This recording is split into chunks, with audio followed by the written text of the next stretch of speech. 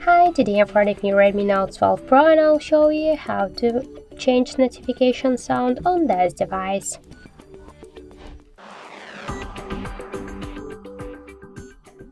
So first open the settings and then tap to the sounds and vibration. Here click to notifications and just you'll see here the ringtones. This is the online ringtones. You could use them if you are connected to the internet, to mobile data or to the Wi-Fi. Also, if you'll switch ringtones to profile and you'll tap to the ringtones, you just will see here all of the default just sounds.